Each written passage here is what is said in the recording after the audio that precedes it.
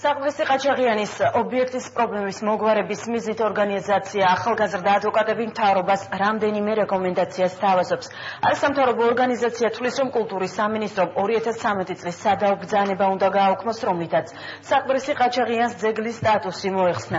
ასევე ახალგაზრდა ადვოკატები კულტურის სამინისტროს ურჩევენ ობიექტის სრულმასშტაბიანი შესწავლა დაიწყოს, ხოლო შემდეგ კულტურული მემკვიდრეობის ძეგლის სტატუსის მინიჭება არ მინიჭების საკითხი გადაწყვიტოს კულტურული მემკვიდრეობის დაცვის საბჭოს შესაბამისი გადაწყვეტილების საფუძველზე. ახალგაზრდა ადვოკატები საყდრისი ყაჩაღიანის ობიექტის პრობლემას და სასამართლოში წარმოშობილ დავას 2 თვის განმავლობაში სწავლობდნენ.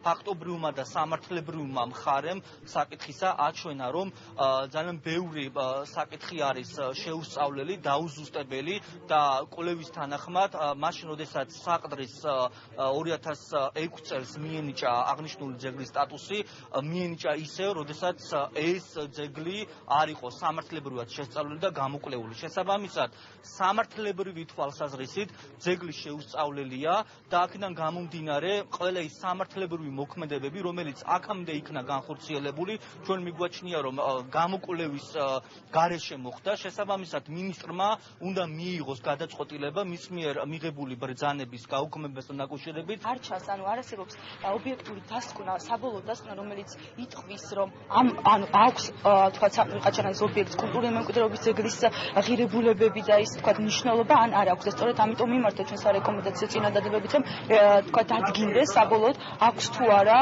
ობიექტს ის ღირებულება. ჩვენი აზრით